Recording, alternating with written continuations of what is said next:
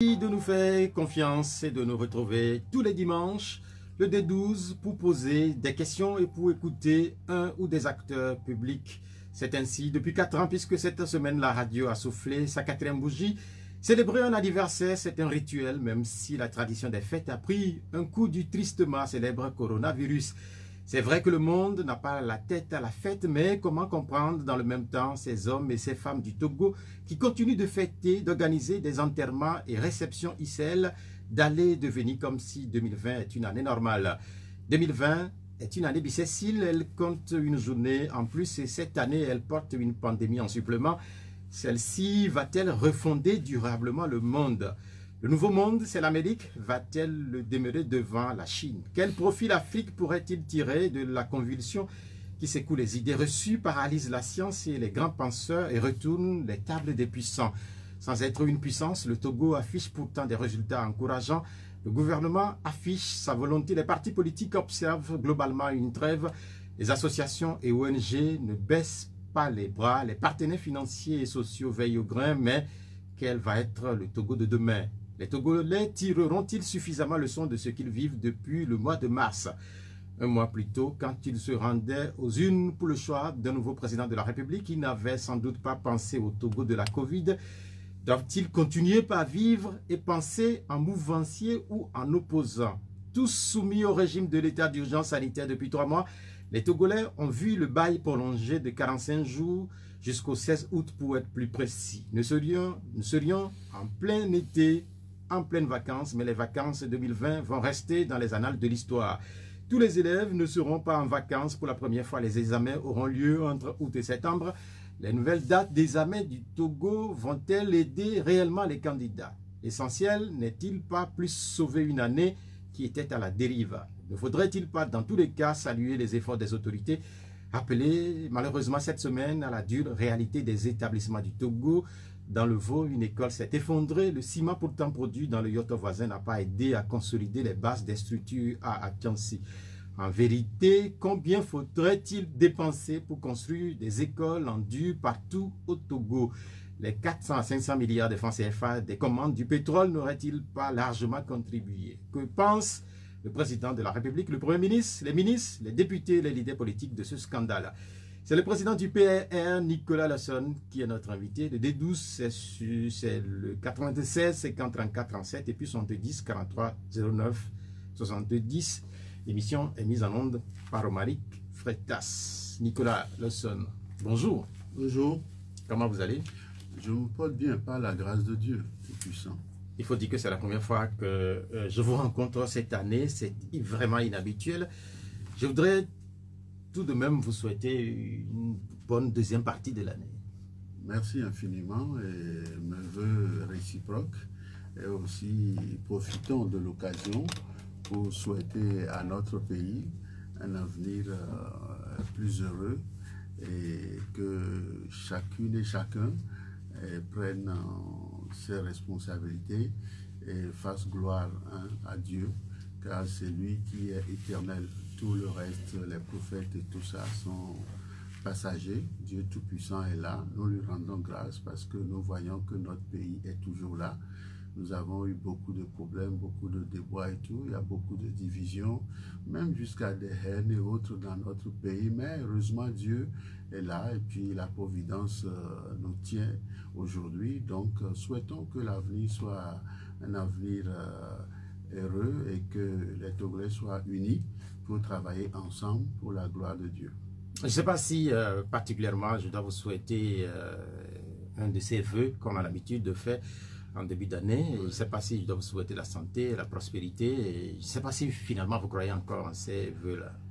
Oui, pourquoi pas. Moi, j'ai la foi. Ce n'est pas une affaire d'aller à l'église ou pas. C'est-à-dire que quand on a beaucoup voyagé, on a beaucoup vécu, on a beaucoup vu, et finalement, on jette un coup d'œil sur son propre passé, sa propre histoire et tout, on se rend compte finalement qu'il y a quelque part donc quelqu'un qui tient le fil de tout ça. Et donc c'est vers lui que je me trouve souvent et j'accepte tout ce qui va dans le sens donc du bien, du beau, du grand. Et donc pour moi-même et pour ceux que j'aime et pour tous les autres, mes compatriotes.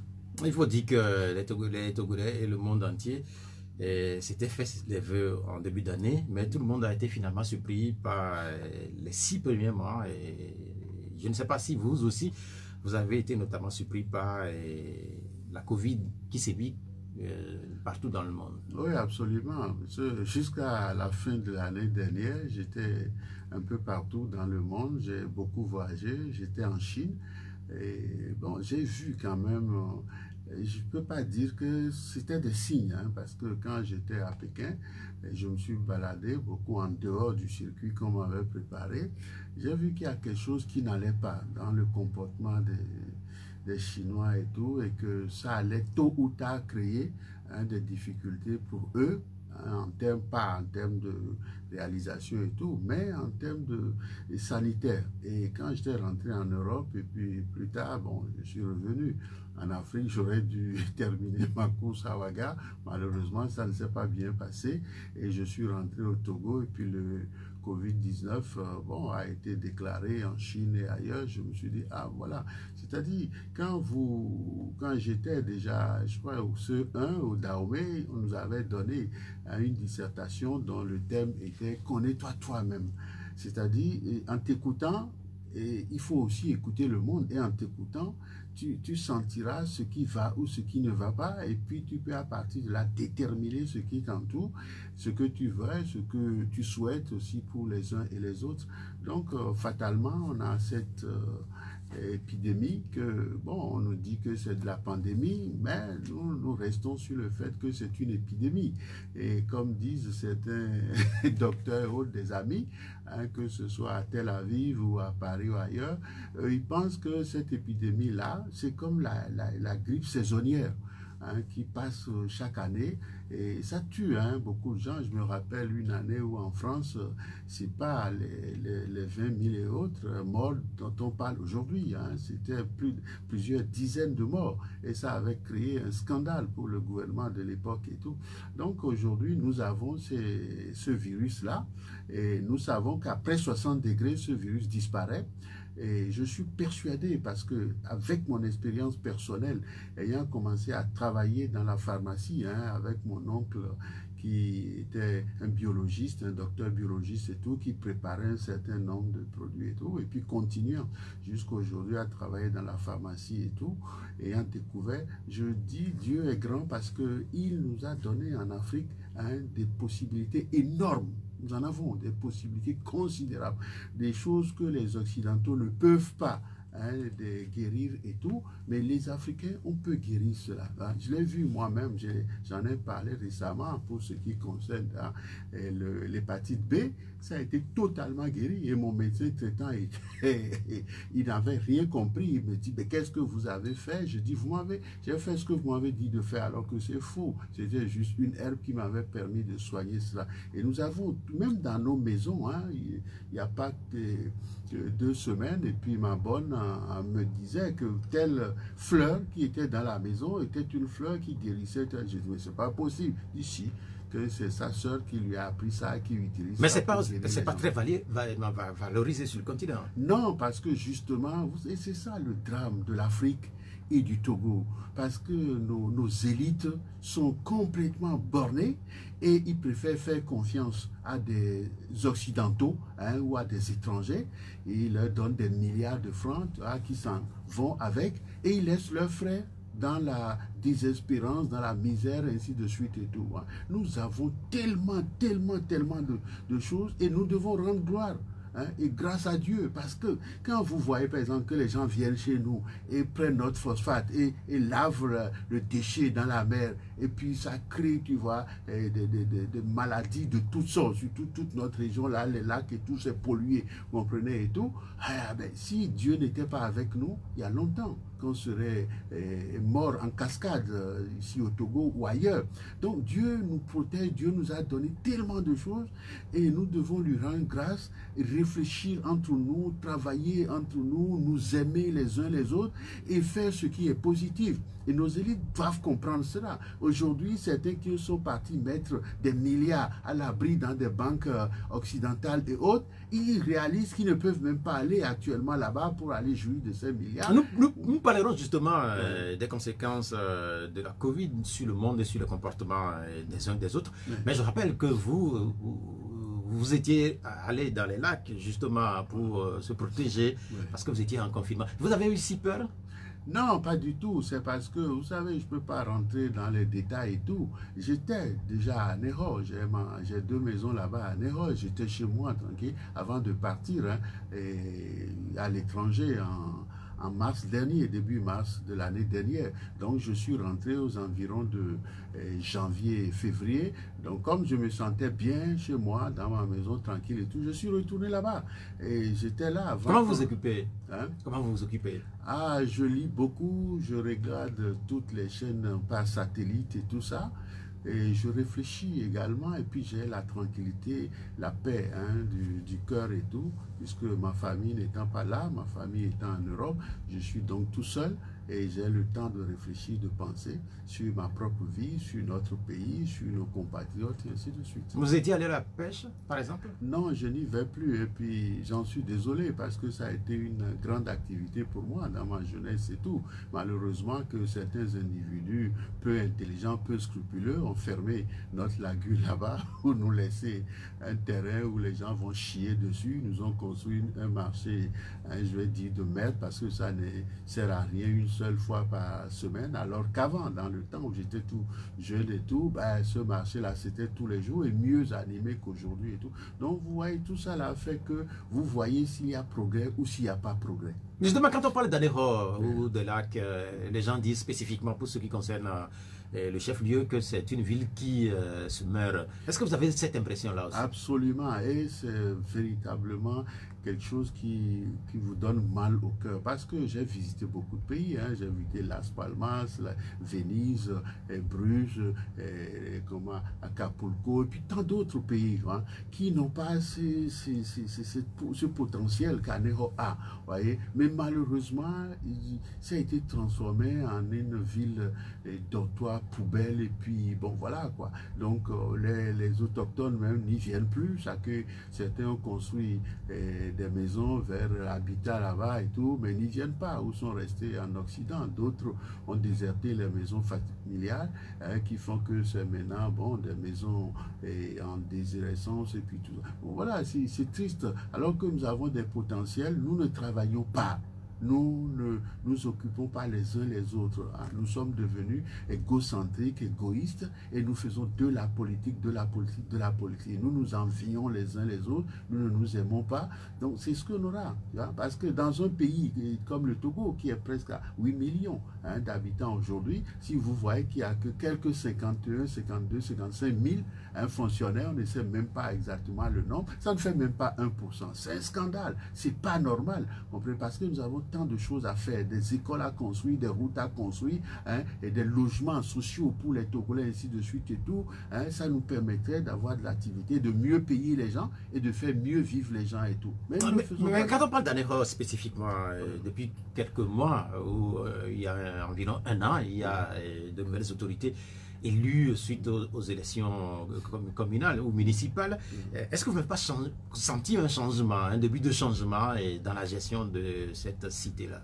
Non, peut-être en pire, en mal ou en pire, parce qu'on me dit qu'il avait promis de refaire le stade d'Anérola et tout, mais vous avez... Mais qui le maire, s'il avait promis aux gens, celui qui est maire aujourd'hui... Le maire là-bas, c'est à Kélibourou, mais absolument, que je connais très bien, qui a été mon adjoint quand j'étais rapporteur, et quand j'ai fait créer, tu vois, la haute autorité de l'audiovisuel de la communication. J'étais le rapporteur, il était l'adjoint. Donc c'était un ami, on a beaucoup voyagé et tout, mais je vois que la ville est laissée en dégénérescence. Puis quand je prends seulement le cas du stade d'Anéro et tout, j'y suis allé pour voir, c'est vraiment désespérant. Non, mais en fait, quand même, on peut aussi leur trouver des excuses. Ça fait à peine, ça fait même pas un an qu'ils sont là. Donc, reconstruire le stade d'Anéro, quand même, ce n'est pas chose facile. Vous savez, c'est dans les difficultés qu'on voit la force ou l'intelligence ou la capacité des grands hommes. C'est dans les difficultés que les caractères émergent et que les caractères entreprennent C'est ça qui fait la différence en fin de compte. Parce que si tout était bien, si tout était facile et tout, c'est facile de travailler et d'œuvrer. Mais il faut avoir des idées novatrices.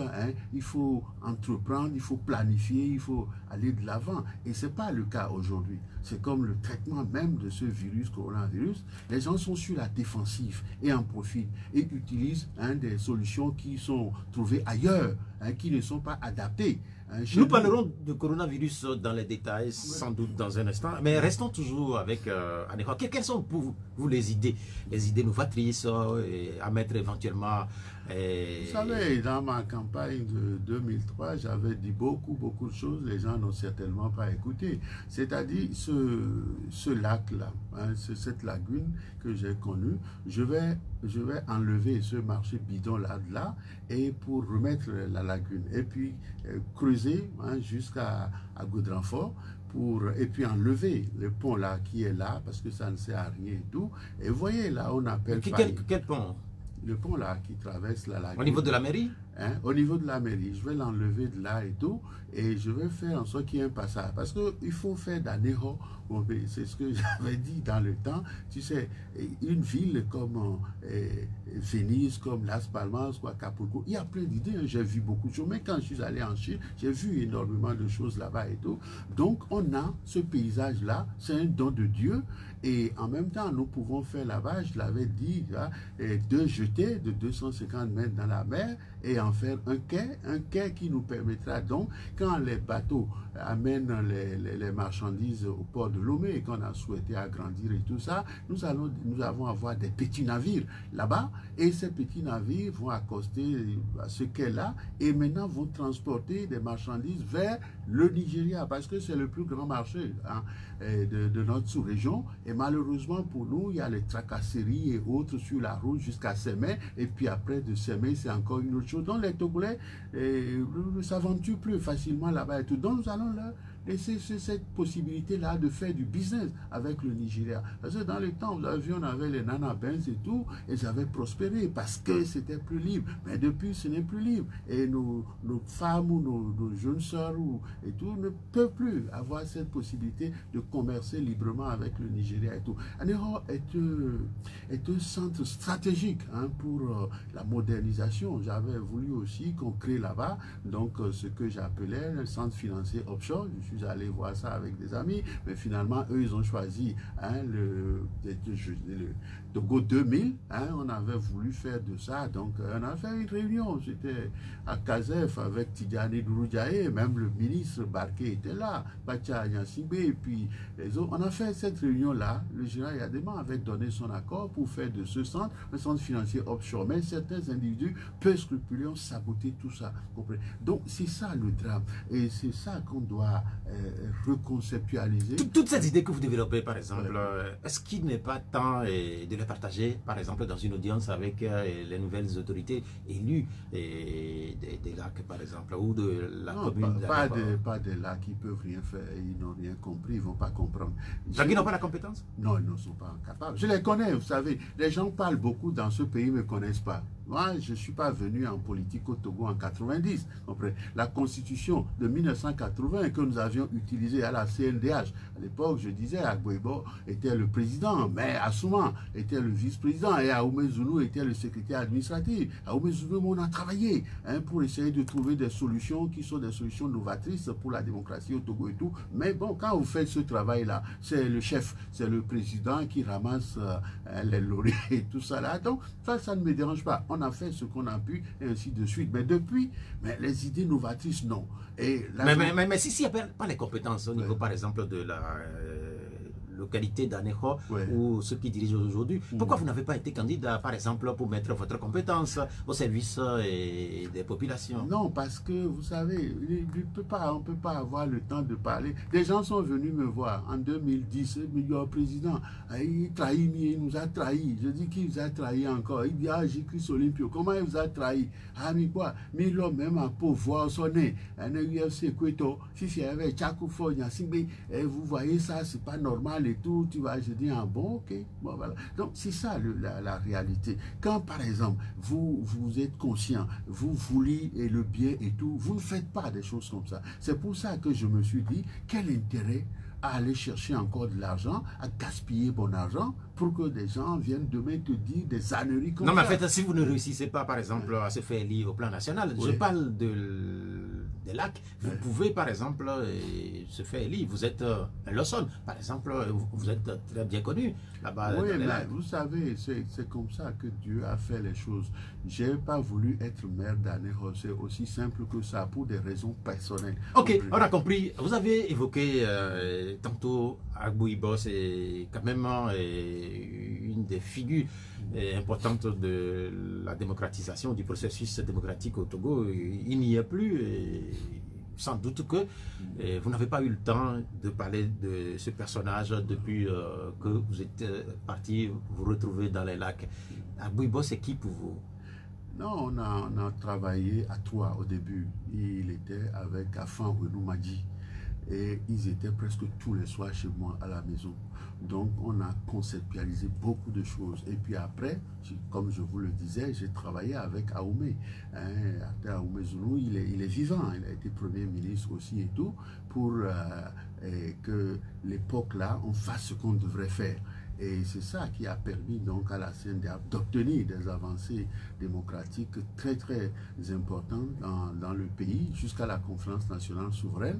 Et puis après on était assis à trois pour discuter qui on va soutenir. Agboui avait choisi Kofigo. Et puis quand Kofigo nous a trahis, je le lui ai dit. Donc je dis, mais tout de même, bon, peut-être. Mais j'ai travaillé, je l'ai dit. J'ai été à l'Élysée. J'ai vu Michel de Bonne-Cause, qui était conseiller des affaires africaines de Jacques Chirac. Il dit, bon, il avait gagné en 94, il y a eu Magou, et puis c'est un autre qui a été Premier ministre. Donc quand même, faites quelque chose, laissez-le.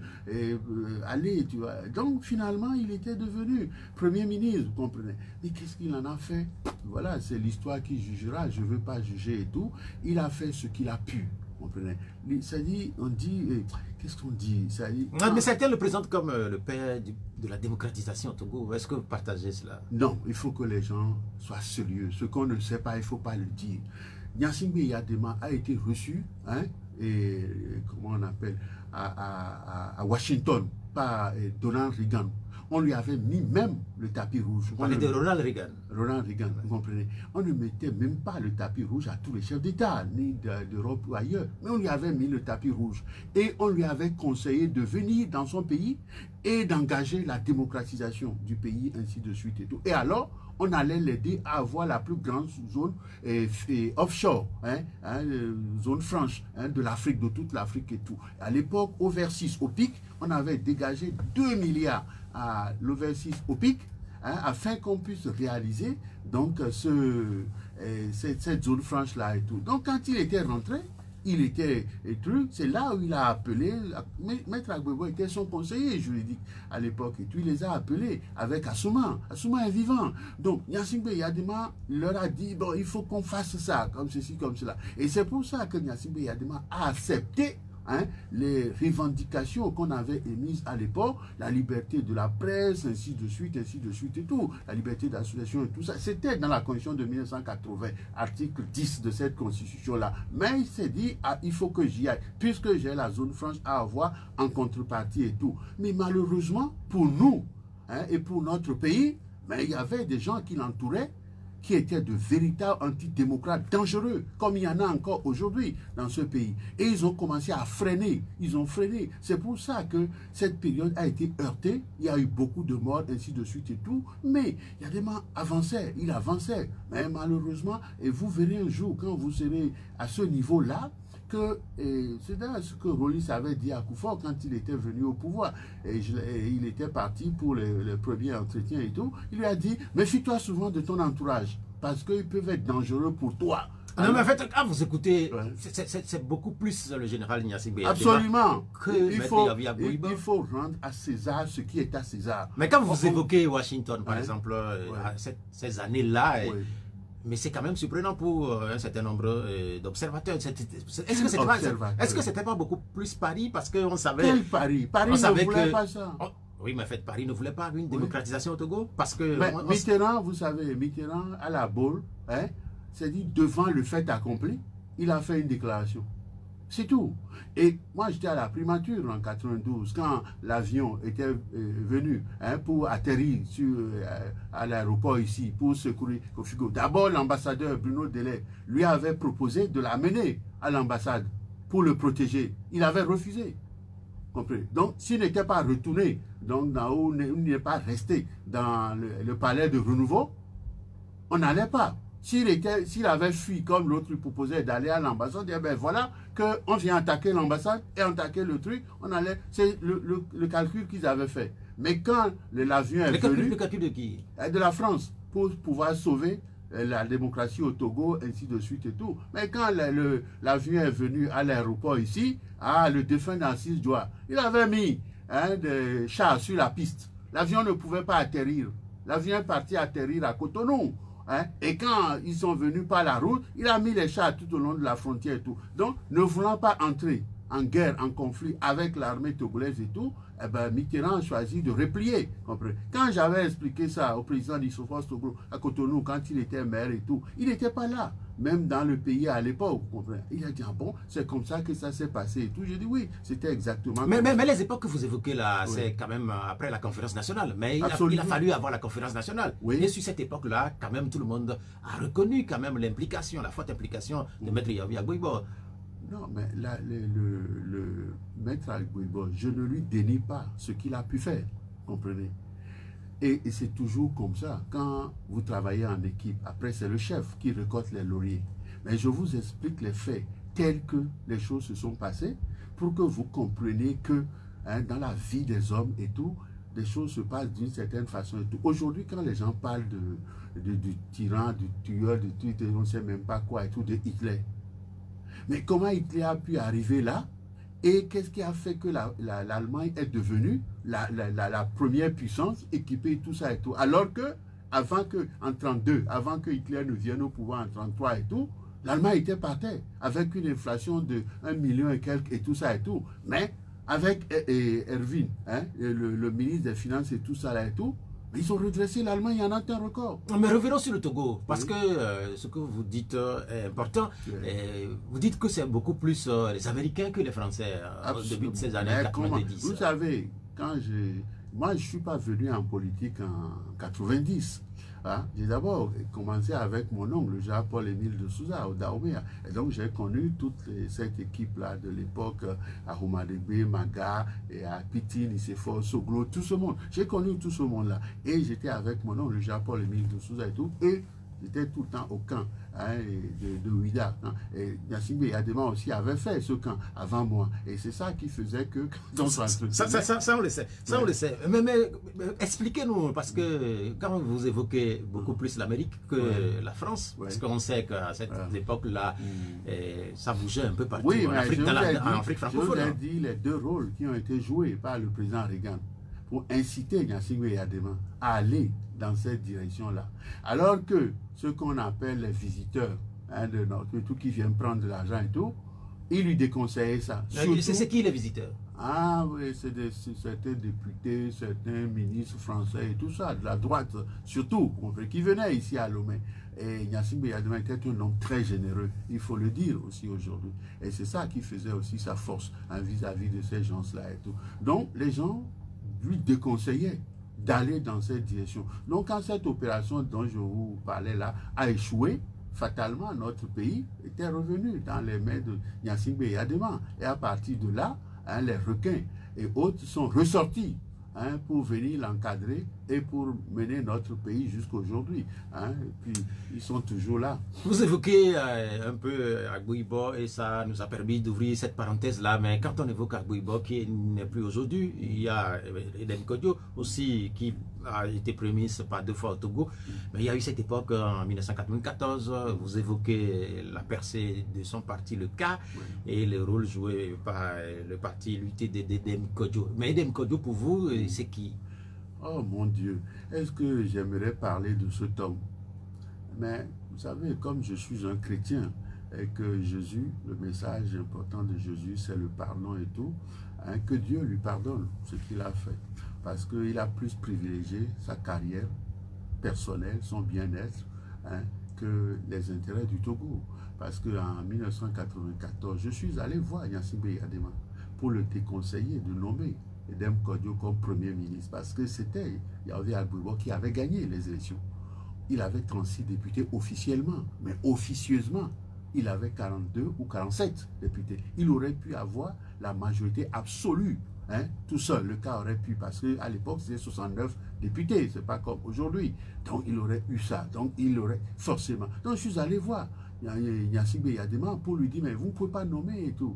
Et la France ne peut pas vous dire ce que vous devez faire. Il dit non, on lui a dit que s'il nomme, on va lui donner 260 milliards, hein, pour développer le Togo. Comme le Togo avait des problèmes et tout ça, il a besoin d'un économiste en plus et tout, il ne va pas nommer. Hein, quand on veut construire un mur, c'est l'expression, on veut construire un mur, on ne prend pas un menuisier, on prend un maçon. Alors, bon, donc finalement, j'ai dit, ok, il est parti, il a échoué, comprenez, et ils se sont après séparés à nouveau et tout. Donc voilà la réalité. Et Yaoundé Agbouibo, après, il a été aussi Premier ministre. Comprenez? Il a fait son choix. Plus tard, il a fait son choix et tout. Il a fait ce qu'il a pu faire. Comprenez? Si on veut faire son bilan, bon, les gens font des bilans selon leur intérêt aussi. Comprenez? Mais est-ce que c'est pas ce que vous faites aussi? Non, je fais un bilan de façon froide. Comprenez? Et c'est ça qui fait mon problème avec les Togolais. Tu vois, parce que les gens veulent que je sois avec eux, ou que je parle bien d'eux, ou que je dise ce qu'ils pensent et tout. Non, je dis ce que je crois, ce que j'ai vu, ce que j'ai fait. Parce que c'est ça, c'est sur cette base-là que j'ai été créé par Dieu un peu. Mais dans tous les cas, est-ce que la perte de ces deux personnalités-là, est-ce que cette perte-là ne va pas jouer en défaveur de l'opposition togolaise? Non, pas du tout. Il ne faut jamais... Vous croyez que Dieu Tout-Puissant, il n'est pas là? Dieu est là et il a ses enfants. Nous sommes tous ses enfants. Nous avons nos forces et nos faiblesses. Nous avons nos défauts et tout ça. Mais il y a des Togolais aujourd'hui qui sont capables, qui sont bien, qui sont compétents, qui sont capables de diriger ce pays et de lui apporter la prospérité, le bien-être et l'unité nationale et tout. Ils n'ont pas l'opportunité ou le destin ne les a pas déterminés à cela pour cette période et tout. Voilà. Donc c'est ça la réalité. Donc nul n'est indispensable. Il n'y a que Dieu. Est-ce que par exemple l'entente éventuelle en 1994 entre ces deux personnalités aurait pu changer le cours des choses? Oui, forcément, parce qu'on les aurait aidés. Justement, je suis allé voir, comment il s'appelle, Edouard Kodjo. Et il m'avait fait un grand déjeuner avec son épouse et tout. Je lui ai dit non, n'y va pas. C'est pas ton tour. Yaoundé Agbouibo, il ne comprend pas grand-chose en économie et tout. La période est compliquée, difficile. S'il persiste, hein, et on le met, il va lamentablement échouer. Et après, tu viendras en héros pour sauver le pays. Mais maintenant, quand tu vas, on te prendra pour un traître. Alors, n'y va pas. Laisse Yaoundé Agbouibo y aller.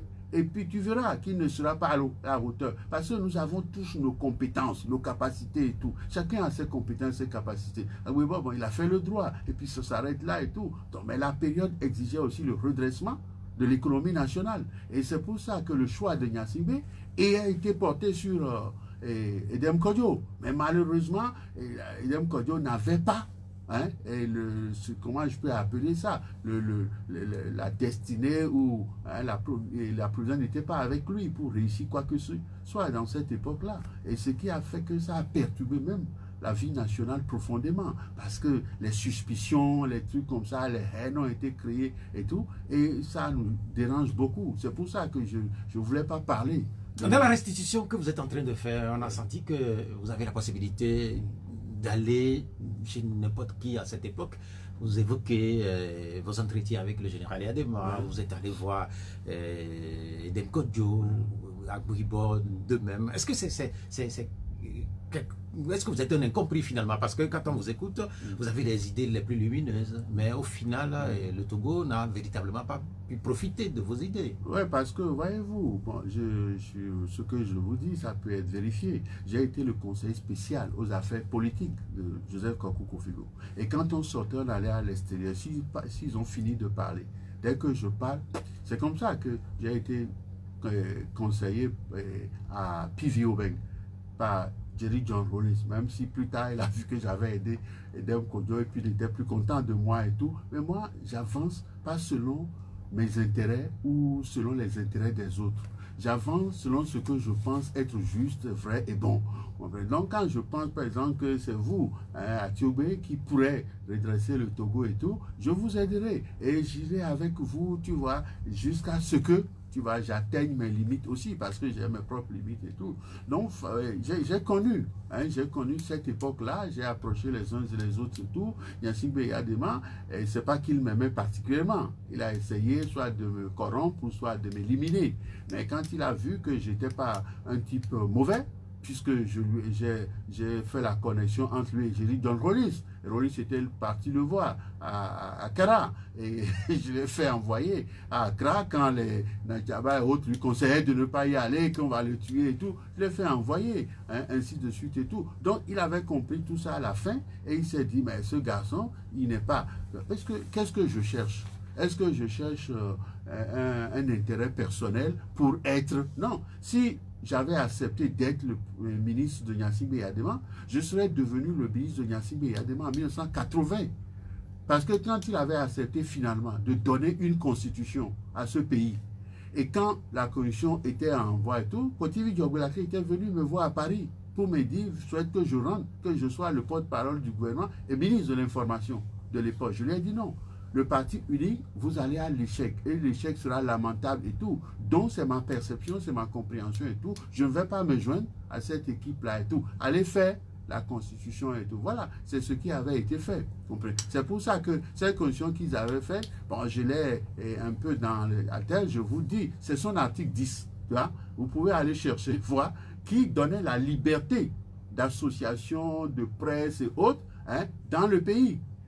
Et c'est ça qu'on a utilisé après contre Gnassingbé Eyadema et tout. Donc, on a fait un peu d'histoire. Ouais. Revenons au présent, puisque c'est aussi ça qui nous préoccupe le plus. Le présent est fait aujourd'hui de coronavirus. Oui. Je disais tantôt que vous avez dû se réfugier en Europe, là-bas, dans votre maison.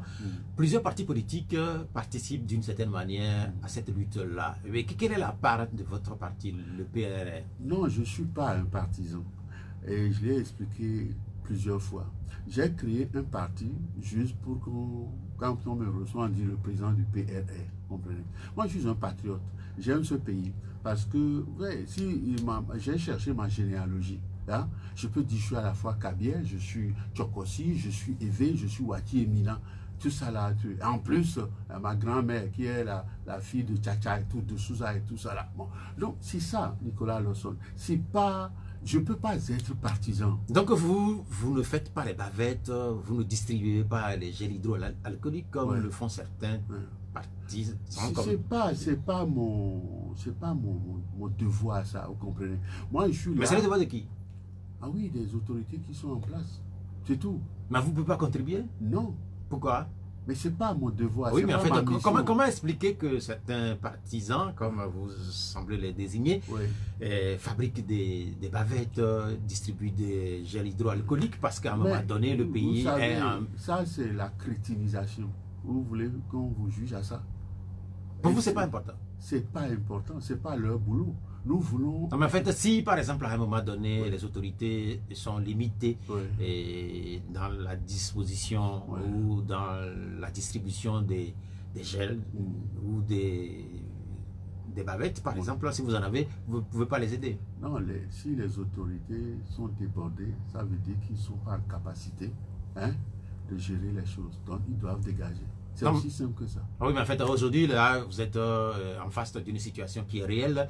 Les autorités semblent être... Je vais vous dire une chose. Je ne voulais pas dire ça, mais je vais vous dire. Mais allez-y. Je suis allé voir le ministre de la Santé. Et après, j'ai envoyé une de mes agents au CHU pour voir les responsables et tout. Qu'est-ce que je leur proposais à l'époque? La construction dans chaque région d'un hôpital mobile. Un hôpital mobile sans les immeubles et tout ça, mais tous les équipements. Que ce soit, tu vois, les scanners, pour les tout, moderne, complètement moderne et tout. Je suis même allé voir, hein, comment il s'appelle, Afiadio, le responsable là et tout, pour lui proposer qu'on prenne en charge son truc pour l'équiper et tout ça là, ainsi de suite et tout. Mais le ministre, il m'a dit non, c'est fort, Gnassingbé, c'est ceci, cela et tout. Je dis, mais c'est quoi votre histoire? Moi, quand je suis dans les affaires, je ne fais pas de la politique. Non, mais en fait, ce que vous proposez là, Oui. je crois que c'est pas récent. C'est avant de partir la dernière fois, avant mars 2019. C'est ce que je suis en train de vous Oui, dire. mais en fait, à cette époque-là, il n'y avait pas encore la Covid-19. Et alors, on dit... mais dans l'urgence, en fait, là, on parle de l'urgence. Gouverner... Oui, on n'a pas les hôpitaux, Nicolas Lasson. Oui. On n'a pas les hôpitaux. Pourquoi on n'a pas, pas les hôpitaux? C'est ce que je suis en train de Ouais. dire. Actuellement, il y a des gens qui aimeraient se soigner, faire des scanners, faire des trucs comme ça et tout. Ils sont limités. Mais parce qu'ils ne peuvent plus partir en Europe et tout ça là. Oui, dans l'urgence, on fait quoi? Non, c'est justement ça ce que je vais vous dire. Il y a des gens qui sont là, prêts. Nicolas Lasson n'a qu'à donner les idées et ils prennent ça et ils vont faire leur carrière et leur corruption avec ça. C'est ce qu'ils me demandent, c'est ce qu'ils veulent que je fasse. Je n'ai pas le droit de parler de moi, je n'ai pas le droit de faire ceci, je n'ai même pas le droit d'aller voir Faure Gnassingbé. Pourquoi je suis allé voir le président Faure Gnassingbé? Parce que son papa, Gnassingbé Yadema, il m'avait dit, hein, mes enfants sont tes frères, Nicolas, mes enfants sont tes frères et sœurs. C'est ce qu'il m'avait dit. Et un homme comme ça, qui après, malgré tout, il t'apporte une Bible. Il te donne une Bible. Qui vous a donné la Bible? Gnassingbé Yadema. Il me donne une Bible. Et puis après, il meurt.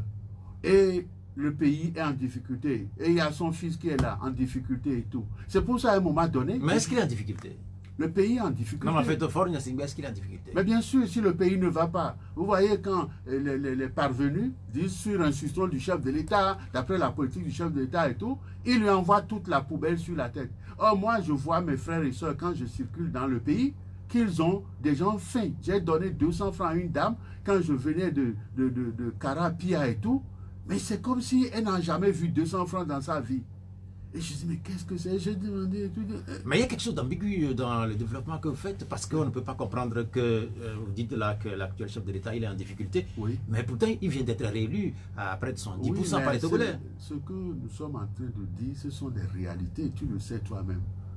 Il y a des gens qui se sont levés hier ou aujourd'hui, avant-hier, qui depuis 3 ou une semaine n'ont même pas vu la couleur de 1000 francs. Et ne peuvent pas manger à leur faim, n'arrivent pas à manger 2 fois même dans une journée. Oui, mais ceux-là oui, ceux-là que vous décrivez, oui. mais qui sont-ils? Ce sont des Togolais? Des Togolais, dans toutes les régions. Oui, mais ce que je ne comprends pas, oui. Ils sont 110% de Togolais oui. qui ont voté pour Faure Gnassingbé. C'est ça qu'on ne comprend pas. Il y a d'autres qui disent que ce n'est pas ça. Vous comprenez? Mais vous, qu'est-ce que vous pensez puisque moi, je n'ai pas vu des, comment on appelle ça, les procès verbaux, des trucs comme ça et tout, je n'ai pas de jugement sur ça. Je vous le dis très sincèrement. Je n'ai pas de jugement. Parce que je vais me fonder sur quoi? Si je prends les 2 candidats, je vous le dis, parce que les Togolais sont à l'écoute. Si je prends les 2 candidats qui se disputent, hein, le pouvoir, je les connais. Je connais M. Agbéome depuis 1976 sur les campus.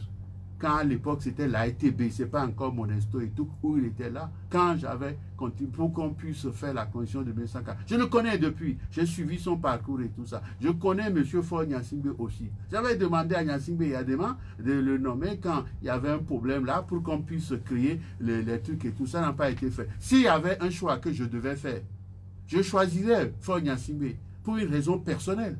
Parce que c'est votre frère? Oui, parce que c'est mon frère et parce que je sais qu'il est mal entouré. Oui, mais en fait, là, finalement, on ne comprend pas. Si vous savez que quelqu'un est mal entouré, pourquoi est-ce que vous... je vais donc... C'est pour l'aider que je vais le choisir. Mais ça fait... Je le choisirai contre l'autre. Mais ça fait... Oui. Vous savez, quand vous avez 2 mots, vous choisissez le moindre mal. Oui, on a compris. Vous choisissez Faure Gnassingbé. Mais Faure Gnassingbé, il est là depuis 15 ans. Oui. Mais qu'est-ce que vous lui avez apporté depuis 15 ans? Parce que vous dites que le pays le FNFI, c'est moi. Le mandat social, c'est moi. L'allocation de départ à la retraite, c'est moi. Le plan de ce soir. Mais des individus peu scrupuleux, dangereux, vous comprenez, que j'ai appelé quelque part des parasites, comment on dit ça, des pyromanes et tout ça, sont tout autour du pouvoir. Aujourd'hui, est-ce que vous ne constatez pas vous-même que ce que Gnassingbé Yadema va dire, vous allez reculer 100 ans en arrière? Vous n'avez pas vu qu'on a déjà reculé? peut-être 40 ans en arrière. On a déjà fait 40 ans, il nous reste encore 60 ans. Et que des individus sont là qui disent, sur instruction du chef de l'État, d'après la haute vision du chef de l'État, d'après... C'est leur qualité, ça, c'est leur capacité. Mais quand on vous écoute, vous semblez épargner votre frère finalement, puisque vous dénoncez l'entourage. Non, les réalités. Vous dénoncez l'entourage sans dénoncer votre frère. J'ai dit quelque part... Non, il y a des gens qui me disent, mais c'est vrai ce que vous êtes en train de me dire. C'est comme ça que ça peut sembler, vous comprenez. Et moi, je dis oui, puisque en tout état de cause, je connais les gens. La dernière fois, Faure Gnassingbé voulait me recevoir à la présidence de la République ici. Ils ont voulu me manœuvrer, hein, comme ils m'ont dit, et dès que je suis arrivé jusqu'au campus au niveau là, et pour tourner, on m'appelle encore pour me dire, non monsieur, lorsque le président est parti, donc revenez demain. Et je dis, hé, vous faites des choses comme ça et tout, je suis là à côté là, il est parti où? C'est lui qui, non, je vais là. Et on va vous appeler, le lendemain on ne m'a pas appelé. Maintenant, on m'appelle 2 jours après, à 8h45, je dis, je suis à Aného. On me dit, oui, il veut me recevoir. À quelle heure? On me dit, à 12h30. Je dis, bon, j'ai le temps de me préparer de venir. Malgré les trucs sur la roue, les difficultés, tout ça avec l'histoire de confinement mené et tout, j'ai manœuvré jusqu'à arriver au port là. Il était quelle heure? Il était presque... Et on m'appelle pour me dire, ce n'est plus 12h30, c'est 11h45. Je dis, mais je suis quand même pas un gamin, un enfant, qu'on manœuvre comme ça. Je suis quand même responsable. Et Gnassingbé, il y a des gens, ne m'embêtez pas comme ça. Pourquoi vous voulez m'embêter comme ça? C'est 12h30, j'ai entendu, et j'ai fait mon calcul sur 12h30, et c'est 12h30 que je suis là. Si ça ne te plaît pas, ne m'appelle plus. Et si j'arrive, dites-moi d'aller se faire foutre et tout. Alors je raccroche. Et j'arrive maintenant, tu vois, à peu près de là, j'arrive à midi 5, 10 par là, hein, devant la présidence de la République. Et on m'appelle encore, je croyais que c'était lui, non, c'était plus lui, c'était maintenant, comment il s'appelle, Soulé et tout. Je suis devant la présidence. Si le chef d'État veut me recevoir, oui. Et le chef d'État m'a reçu. Comprenez? Et il n'avait pas empêché cela pour une seule raison. Parce que celui qui m'a préparé le rendez-vous avait dit au chef de l'État que je vais lui apporter mon nouveau mémorandum. Comme je lui ai dit que le FNFI, c'est moi, la dame que j'ai formée, elle a été recrutée au ministère du Développement à la base. C'est pas ce que j'ai vu. Le mandat social... Mais vous parlez de quelle dame? Non, je ne vais pas appeler son nom ici. Non, mais finalement, vous semblez former tout le monde là. Non, je n'ai pas formé tout le monde. Je ne vous ai pas formé. Alors, non, je n'ai pas formé tout le monde. Donc, à partir de là, ils voulaient ça. Parce qu'ils cherchent des solutions. Et ils ont vidé mon agenda. Maintenant, pour eux, ils n'ont plus d'autres solutions que d'aller pour faire n'importe quoi. Vous comprenez? Par exemple, prenez... Donc, vous avez été reçu finalement? J'ai été reçu. Mais qu'est-ce que vous avez dit? Ah, le chef d'État voulait demander le mémorandum. Je lui ai dit non, que je ne l'ai pas. Donc, il me dit de donner ça à la dame qui était assise avec lui, de lui donner ça, que la dame vienne lui donner. J'ai dit, ah, j'ai inventé leur complot. La dame, c'était quelle dame? Non, je ne vais pas appeler. Madame Tobega? Non, pas elle. Pas elle. Elle sait qu'elle ne peut pas, tu vois. Bon, mais pourquoi? Ouais, parce qu'elle a déjà profité. J'amène une lettre au président de la République et M. Faure Gnassingbé, on ouvre ça devant celui qui amène la lettre et tout.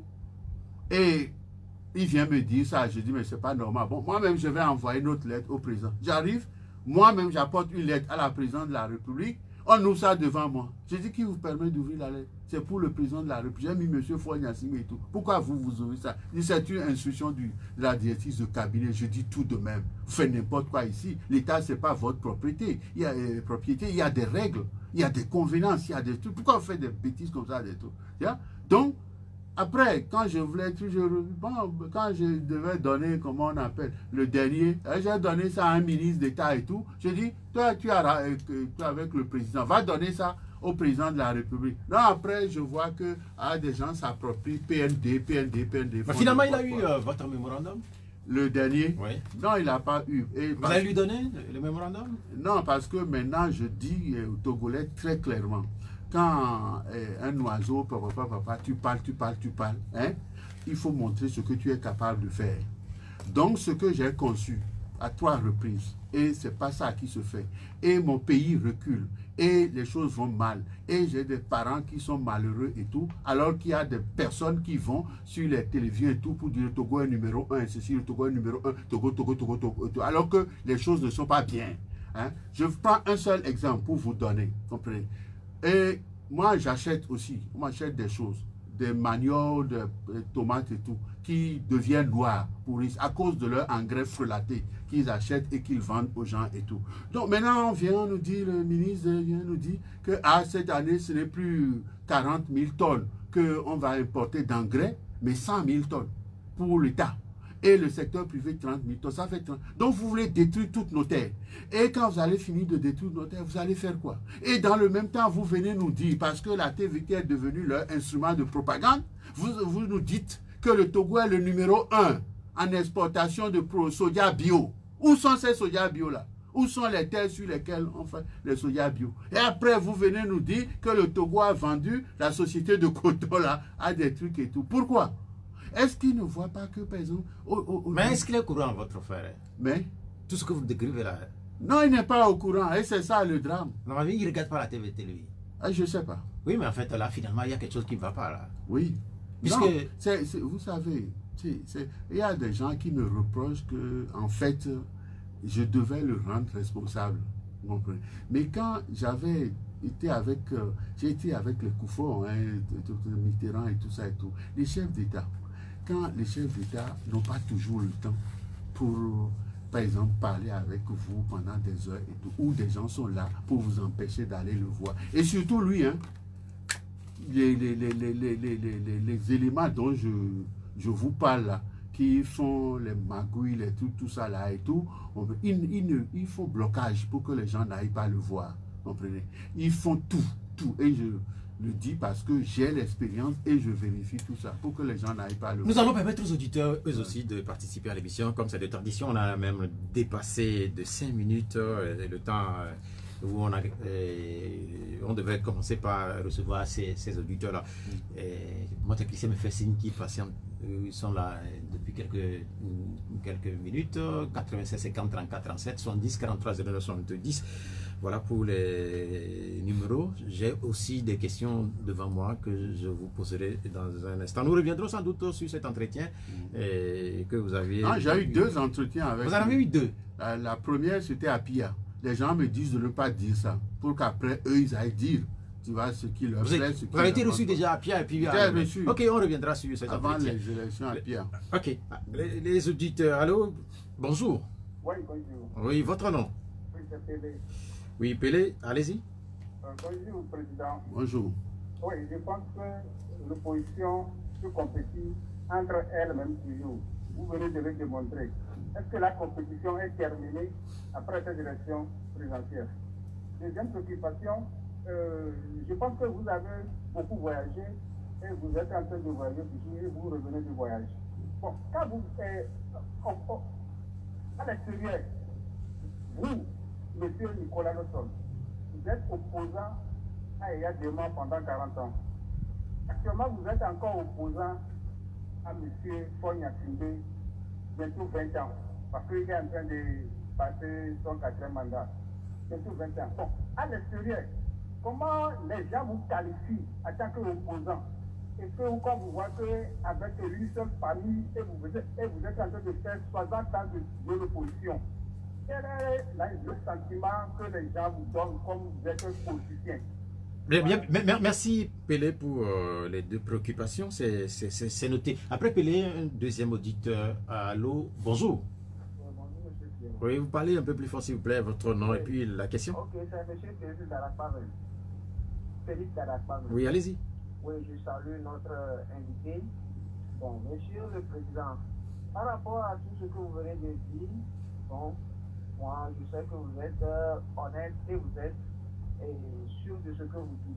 Mais par rapport, j'aimerais dire par rapport à une affaire plutôt de 500 milliards de détournements des produits pétroliers. Qu'en dites-vous par rapport à ces détournements, est-ce que le président n'est pas au courant de ces choses-là? Parce que je crois que vous dédouanez le président. Merci beaucoup. Bien, merci Félix. Le 3e auditeur. Après Félix, allô, bonjour. Bonjour. Oui, votre nom et puis la question. Bonjour à notre président. Bonjour. Vous avez beaucoup nous manqué. Hein. Vous les Togolais à faire vous avez laissé le pays partir où tout le monde demandait d'après vous chez moi, donc je ne sais pas votre numéro, sinon je vais vous appeler. soyez les bienvenus. Merci. Et vous avez beaucoup nous laisser. Si vous avez venu maintenant, il ne faut pas quitter comme ça. Il faut venir tous ces détails. Votre question, s'il vous plaît, Bozambo, votre question. Oui, ma première question est, dans quel pays une famille peut piller le pays jusqu'à milliards dans le monde entier? Dans quel pays on peut trouver ce système-là? C'est ma question. Merci. Bien, merci. Nous avons 3 questions. Nous allons répondre à cette première série de questions et puis après, on reviendra pour une deuxième série. La première question, les toutes premières ont été laissées par Pelé. Pour vous, la présidentielle de 2020, est-ce que c'est terminé ou pas? Non, voyez-vous, c'est-à-dire que notre façon de penser, hein, d'agir et de faire doit changer obligatoirement. Sinon, les années à venir vont être cruelles pour nous. Ça va être difficile. D'abord, personne ne peut gouverner ce pays en se fondant sur les divisions, les haines, des trucs comme ça et tout. Nous sommes obligés de nous entendre. Et c'est ça qui a fait, par exemple, que le Ghana a été un peu sauvé. Vous savez, à un moment donné, et peut-être l'histoire, les gens ne voient pas. Moi, en 1978-79, quand j'étais rentré de Genève à Lomé, puis j'étais parti parce qu'il y avait cette histoire de les Lossons ne sont plus togolais et tout. J'étais parti et tout. Et je suis resté 2 semaines à Accra. Et même déjà à Plao, on voit la cruauté de la vie des gens, la misère qui régnait et tout ça, et j'ai vu ça. Les gens allaient se mettre en rang pour aller acheter, tu vois, leur com et tout. Et des Ghanéens qui se disaient des Togolais parce que parlant élevé, tout ça là, et puis bon, etc., sont venus aussi au Togo. Le Dahomey aussi que j'ai vécu et tout, après les difficultés qui ont fait que Mathieu Kérékou a dû dénoncer ses propres collaborateurs pour pouvoir revenir. Après, on fait que j'ai compris que si nous continuons sur le chemin là, que nous avons fait jusqu'aujourd'hui, nous n'irons nulle part. Tu vois, le monde est aujourd'hui en difficulté extraordinaire. Les choses ne sont plus comme elles sont. En ce moment, nous devons être en train, hein, de reconstruire nos écoles pour donner suffisamment de classes, tu vois, à nos enfants. Parce qu'on dit 15 personnes, 20 personnes, 30 personnes, alors que vous avez des endroits, vous avez 120 personnes, 90 personnes et tout. Et on vous dit des confinements ou des trucs comme ça, des distanciations sociales et tout le reste et tout. Donc nous devons reconstruire toutes nos écoles et mettre suffisamment, hein, de salles de classe pour nos enfants dans de bonnes conditions et tout. Ça, c'est un travail qui est primordial et capital. On me parle qu'on a voté une loi sur comment on appelle ça, le déjeuner là, des enfants là, cantine scolaire et tout. C'est dans mon programme. On prend ça. Et puis on vient nous dire qu'on a déjà fourni 97 000 élèves et tout. Mais alors qu'il y a plus de 2 millions. Est-ce que vous ne voulez pas répondre plus simplement à la question de l'auditeur? Il dit, est-ce que cette élection-là, est-ce que c'est fini ou pas? Puisque dans certains milieux, on continue. Non, c'est que je veux lui expliquer que ce n'est plus une affaire d'élection. Si nous ne bandons pas nos énergies, et si nous ne nous unissons pas, si nous ne mettons pas notre peuple au travail, hein, dans la paix, avec énergie et ainsi de suite et tout, l'avenir sera cruel. C'est parce qu'il y a aujourd'hui le coronavirus? Ah oui, parce que toutes les mesures qui sont prises là sont des mesures défensives, alors que nous devons prendre des mesures offensives. Hein? Quoi par exemple? Mais je vous dis, il faut reconstruire toutes nos salles de classe. Des enfants, 120, 130, 90 et tout. Et vous nous dites que maintenant vous mettez 15 enfants dans une salle de classe. Donc ça prend 3 classes ou 4 classes, ils sont trucs. Et après, quand les autres vont venir, vous allez faire quoi? Du n'importe quoi, vous comprenez? Reconstruire les classes pour la prochaine rentrée scolaire, c'est ce que vous voulez dire? Il faut remettre le pays en chantier rapidement, vous comprenez? Bien, la deuxième partie de la question de l'auditeur, quel est votre sentiment quand vous vous retrouvez à l'extérieur? Il vous désigne comme un opposant, vous-même vous dites que vous êtes un patriote. Oui. Mais dans tous les cas, quand vous êtes à l'extérieur du Togo, quel est votre sentiment? Ouais, ça dit, de savoir que le Togo... En dehors de... C'est pour ça que je dis tous ces partis-là, comme même le mien, on doit les balayer. Vous comprenez? Il vient, il dit quoi? On doit les dissoudre? On doit les dissoudre. Mais en fait, on serait dans quel type de... J'avais proposé depuis, et l'autre Dramani peut m'en faire, c'est dans mon programme et tout, de créer 2 partis seulement au Togo. C'est ce que Nyansing Beyadima voulait à Palimé. Vous comprenez, en 1969, et ils ont refusé, ils ont fait le parti unique, et ils sont devenus des pontifs, et ils ont fait n'importe quoi, et c'est eux, les démocrates, ainsi de suite, les opposants et tout. Moi, je ne veux pas être un opposant, c'est ce que je suis en train de faire comprendre aux gens. Je ne veux pas être opposant, je ne suis pas opposant, je veux être considéré comme un patriote qui a réalisé des choses extraordinaires, non seulement pour notre pays, mais pour les Africains. Non, mais ce que vous développez, oui. Avoir deux partis politiques dans une démocratie, oui. ça va être assez particulier. Non, c'est ce qu'il y a, par exemple, aux États-Unis. Les autres ne sont que des trucs. Qu'est-ce que vous croyez? Le Ghana, le NPP et le NDC. Et puis après, les autres ne sont que des accompagnateurs et tout. Donc le jeu est clair. Au Nigeria, dans le grand Nigeria et tout, c'est pareil, il y a deux partis et tout ça. Et puis il y a le reste, c'est Begonou, comme disent les Béninois et tout. Comprenez? Donc il faut que les Africains comprennent que nos énergies ne doivent pas servir à nous attaquer, à nous critiquer, à nous insulter et tout. Nos énergies doivent servir à travailler avec ardeur dans l'ordre, dans la discipline, dans le respect mutuel et tout. Hein, et dans le patriotisme pour construire nos pays. Il faut qu'on cesse cette histoire-là. Opposant, pour faire quoi? L'opposant, tu as quel projet, tu as quelle vision, tu as quelle capacité, tu as fait quoi dans ton passé pour démontrer ça? C'est pour ça que les gens ne veulent pas que je dise qui je suis, ce que j'ai fait et tout, comprenez? Ce que vous dites, ça va s'obtenir comment? C'est-à-dire qu'il faudrait convoquer les partis politiques, prendre de nouvelles lois et décider de les dissoudre, refonder carrément comme... Mais vous savez, aujourd'hui, nous n'avons plus beaucoup de temps pour pouvoir restructurer et réorganiser notre pays et tout. Donc si on accepte que, vous savez, les rapports... j'ai dit à la conférence nationale, les faits sont têtus. Aujourd'hui, il y a une assemblée, les gens disent qu'ils sont nommés et tout ça et tout. Mais les faits sont têtus, ils sont là. Est-ce qu'ils sont en capacité de nous proposer un véritable projet de loi constitutionnelle pour redonner à notre pays une constitution, c'est-à-dire un texte fondamental qui redéfinisse, tu vois, les intérêts vitaux de ce pays et de ses habitants. S'ils sont capables, s'ils peuvent faire ça, qui doit s'opposer à ça parce qu'on les appelle des députés nommés ou pas? C'est à un moment donné... Vous avez appelé à la rédaction d'une nouvelle constitution? Oui, moi j'aimerais bien. Mais c'est celle qui a été adoptée... N'est pas adaptée parce que vous me parlez encore d'opposants, de ceci, de cela. Dès que les conditions vont devenir normales, vous allez les voir sortir encore de leur ghetto, s'agiter. Moi je suis ça, je suis ceci, je suis ça. Moi je ne parle pas au nom d'un parti politique, j'ai rien à foutre d'un parti politique. Alors, on va passer à la deuxième question. C'est la question posée par Félix sur le scandale qui agite le pays depuis quelques semaines suite à la révélation du journal Alternative. Vous avez sans doute lu ou entendu parler de cette histoire qui porte sur 400-500 milliards de francs CFA. Est-ce que vous y croyez pas? C'est-à-dire que ça ne m'étonne pas dans les conditions actuelles de la gouvernance de notre pays. Comprenez? Des gens font n'importe quoi, disent n'importe quoi. Quand j'avais dit dans ce pays que le quai là, troisième quai, 300 milliards, c'est un scandale, c'est un détournement, c'est du vol, les gens ont cru quoi? Mais après, quand on a mis en garde le fameux français Bloré là, à Paris, c'est pourquoi?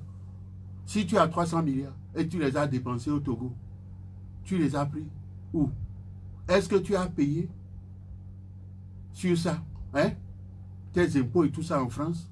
Après, il a négocié et sous la table, ça a été réglé, vous n'entendez plus rien. Mais notre pays a perdu 200 milliards au moins. Et le port n'est pas en capacité aujourd'hui de jouer son vrai rôle. Alors que ce port-là devait servir, comprenez, comme je l'avais dit et tout, à desservir certains pays et tout. Vous voyez toute la Volta Regina, cet euro britannique, c'est chez nous. Et c'est un endroit très riche, il y a de l'argent, de pétrole, tant de choses là-bas et tout. Si le scandale, qu'est-ce qu'il va falloir faire? C'est pour ça qu'il faut une nouvelle gouvernance dans ce pays. Non, mais en fait, là, je ne comprends pas. Une nouvelle gouvernance, incarnée par Fafa Gnassingbé. Mais Fafa Gnassingbé, est-ce qu'il ne s'est pas levé un jour dans ce pays pour vous dire qu'il sait qu'il y a une minorité qui s'accapare des richesses de ce pays? Il ne vous a pas dit ça? Et après, qu'est-ce qu'il a fait? Est-ce qu'il les a punis? Non. Donc ça veut dire que ce que j'ai dit, que le fétichisme, les sorciers et les sorcières ont pris le contrôle de la présidence et font n'importe quoi. Et le président, il canne sonner. Non, mais est-ce que ce que vous dites, est-ce que c'est sérieux? Parce que vous semblez dédouaner carrément. Je ne le dédouane pas. Quand Rollins nous dit donc il n'est pas comptable de ce qui arrive. Quand Rollins non, mais en fait, il n'est pas comptable de ce qui arrive. Écoute-moi bien. Quand Rollins dit à Koufo, méfie-toi de tes collaborateurs directs. Pourquoi il lui a dit ça? Hein? Parce que tes pires ennemis sont autour de toi. Tes adversaires, tes opposants ne vont jamais te dire tu es beau, tu fais bien, tu fais ça. Ils vont te dire ça ne va pas. Monsieur le président, ça ne va pas. Il est mauvais. Il faut le chasser, il faut le tuer parce qu'il veut prendre ta place. C'est justifié. Tu dois au contraire dire pourquoi il a dit ça? Pourquoi Kodio a dit ça? Parce que Kodio, toi, va me vérifier ça. Sur l'histoire des 500 milliards, est-ce que vous avez entendu déjà une réaction venant par exemple du gouvernement, du président de la République? Est-ce que vous en avez eu? Non, je n'ai pas eu de réaction, mais je sais ce qui se passe dans ce pays. Qu'est-ce qui se passe? Il y a une corruption monumentale dans ce pays. Et les gens vont voir, ils amènent dans notre pays des marabouts de tous les pays voisins et tout. Ils font du fétichisme, ils font tout. Et maintenant, ils ont trouvé la parade. C'est Faure Gnassingbé. Sur instruction de Faure Gnassingbé, les incompétents, je vous ai parlé tout à l'heure de notre agriculture, ils veulent polluer ça davantage. Des gens qui ont fait venir dans ce pays des riz pourris, des trucs comme ça et tout, qui sont là encore. Sur l'histoire des 500 milliards, qu'est-ce qu'il va falloir faire concrètement? Faites une proposition. Non, c'est-à-dire, pour ça je vous dis, il faut une nouvelle gouvernance. Vous comprenez? Et la nouvelle gouvernance, c'est M. Faure Gnassingbé qui est comment il dit ça, présumé élu. Donc il faut qu'il renvoie tous ces ministres corrompus. Il faut qu'il dégage, tu vois, et cette minorité qui s'accapare des richesses de ce pays. Qu'il aille au-delà de ça. Comprenez? Quand il a voulu me recevoir ici à Lomé, ils l'ont dissuadé et tout. Mais je suis passé par un canal pour aller le voir à... C'était pour vous très important de le rencontrer? Absolument. Oui, mais en fait, pourquoi vous accordez autant d'importance à cette rencontre-là? Non, parce que je sais que... Et ma mission, c'est d'aider mon pays. Comprenez? Ma mission, c'est ça, c'est d'aider le Togo. J'ai rien à foutre. Est-ce que c'est une mission divine? Comment, pourquoi je peux... C'est-à-dire, c'est ma mission, c'est tout. Chacun, toi, tu as aussi une mission. Chacun de nous a une mission. Aussi petite soit-elle, c'est ta mission sur cette terre. On dégage les ministres. Ouais. Il fait quoi? Parce que il faut, vous savez, j'ai vu Gnassingbé et Adema dans ces derniers moments, comprenez? Et souvent j'étais seul avec lui. Il m'avait dit beaucoup de choses que je ne peux pas dire sur les antennes et tout. Et c'est là où j'ai vu la limitation des gens qui sont sommés de l'État à un moment donné.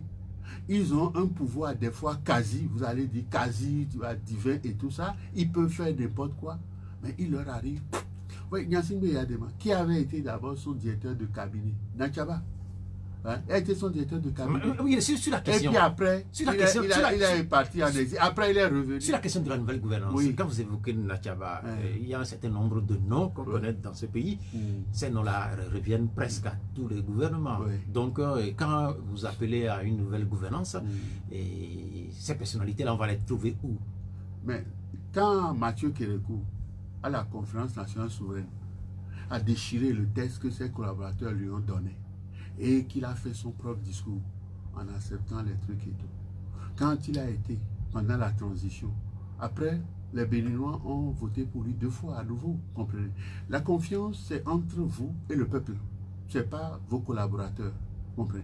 Et il y a tellement de gens compétents au Togo, capables au Togo. Mais comme vous, par exemple? Moi, je suis compétent, je suis capable. Ok, vous êtes prêt à être ministre?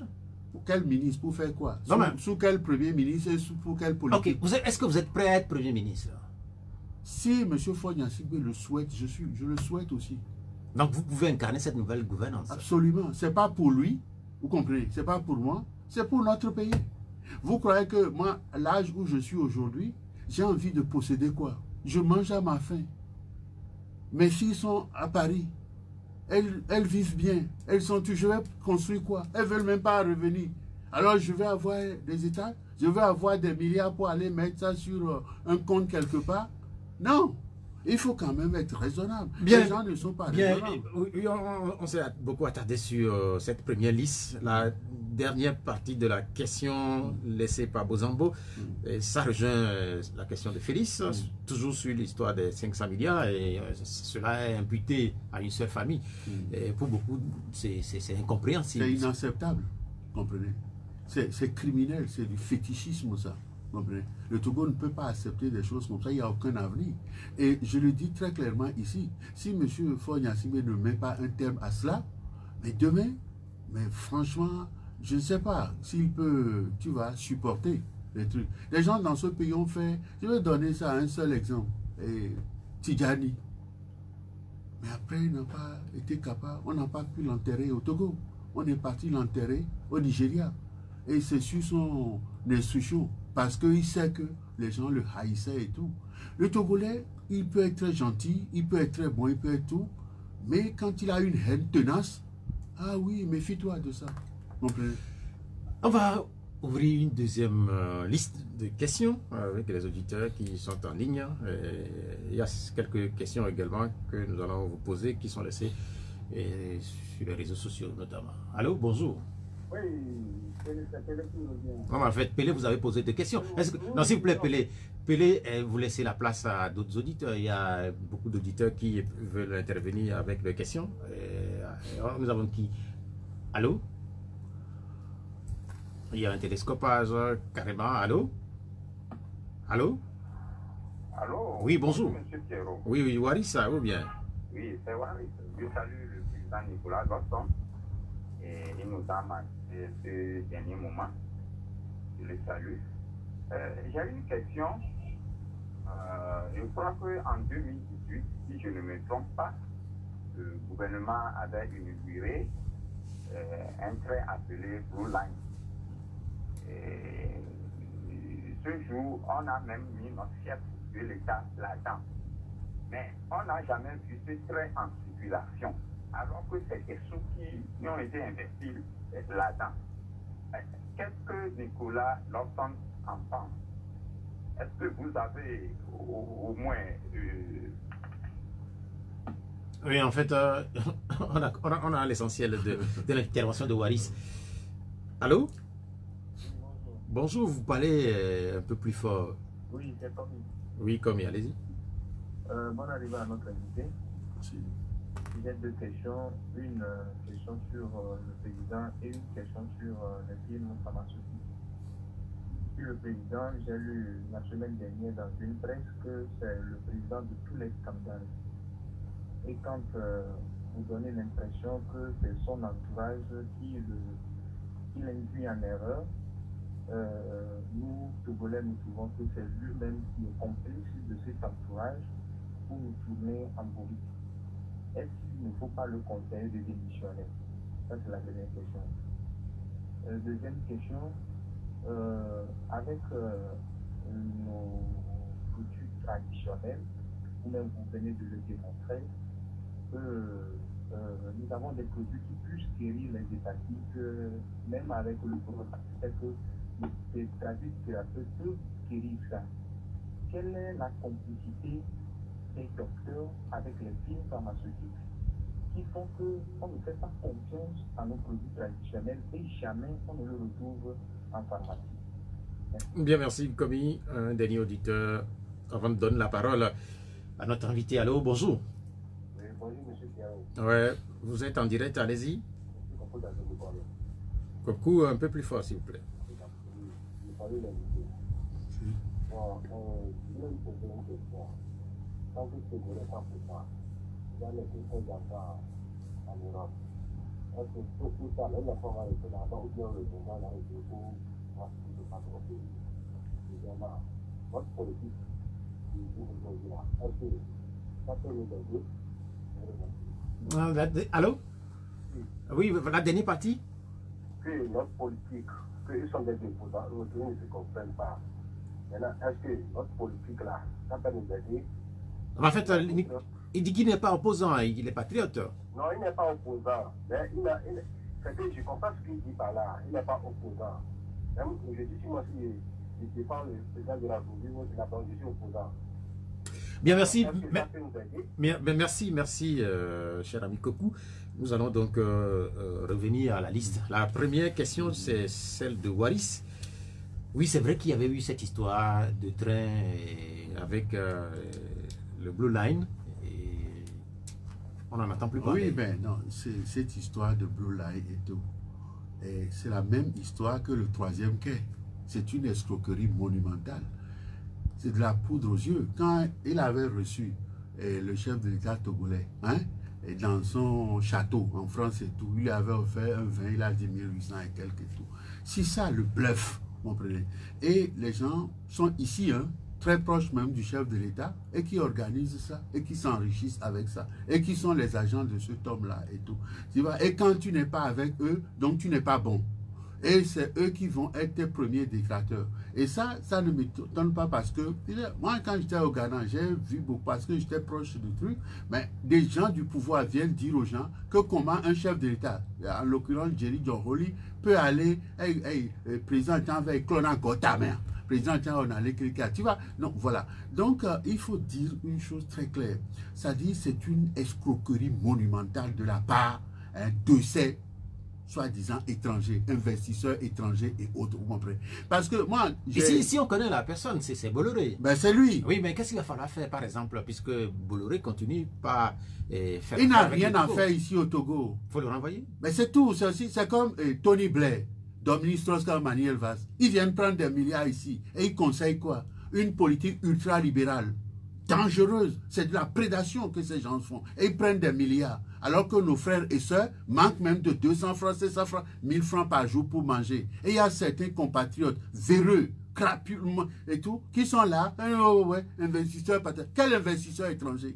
Ils n'ont jamais rien fait dans leur vie. Est-ce que ce n'est pas une option du pouvoir actuel? Mais voyez-vous, ce n'est pas à moi de décider de dégager la tête du pouvoir. Mais si la tête du pouvoir ne finit pas par dégager ces gens-là, c'est lui-même qui va dégager. C'est ce que je suis en train de lui dire. Si vraiment tu sais qu'il y a une minorité qui s'accapare des richesses de cette nation, pourquoi tu n'arrives pas à les punir? Hein? Moi, quand je l'ai vu à Pia, il était heureux, il était bien. Mais après, on a fait cette monstrueuse attaque, crime contre le colonel. Hein? Ils l'ont tué. Et puis du coup, lui ne peut plus aller atterrir à Niantougou pour aller à Pia et tout. Alors que dans ce que je rêve pour le Togo, c'est l'aéroport de Niantougou qui doit devenir le hub. Le temps est arrivé maintenant, comprenez.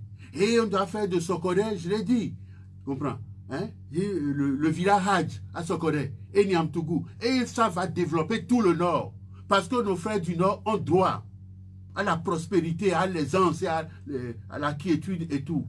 Maintenant, si on ne peut pas utiliser cet aéroport... Ça, ce sont vos propositions. Absolument, depuis des années. Qui ne passent pas, malheureusement. Oui, parce que les vampires et autres ne veulent pas de ça. Ils préfèrent des étrangers, hein, leur donner de l'argent et nous font croire que ces étrangers sont plus compétents que... En quoi ils sont plus compétents que nous? On venait de dire que si, par exemple, l'actuel chef de l'État n'arrive pas à sanctionner, oui, visiblement c'est ce que vous dites, oui, et il doit dégager. Est-ce que vous rejoignez la question de Komi qui dit que... Vous savez, moi j'ai une foi inébranlable, vous comprenez? Une foi inébranlable.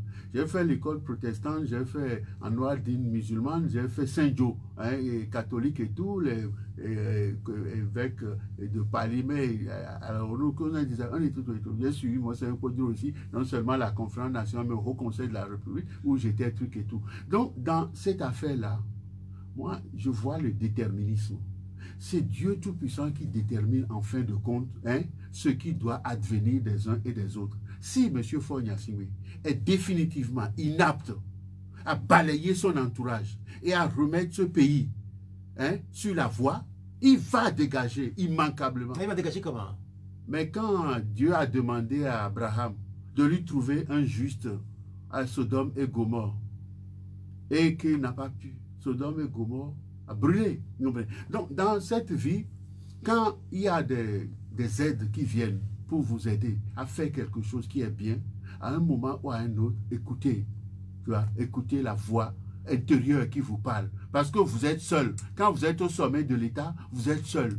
Vous venez voir tous ceux qui veulent un pain, deux pains, tout ça, qui viendront vous voir. Mais c'est à vous de décider. Comment vous pouvez dire quand le subconscient vous dit qu'il y a une minorité qui s'accapare des richesses dans ce pays et tout, vous le dégagez pas. Bien, merci. La dernière partie de la question de Komi, c'est sur la pharmacopée africaine. Il semble dire qu'il y a une complicité pour ne pas faire paraître l'efficacité des produits africains. Oui, c'est ça.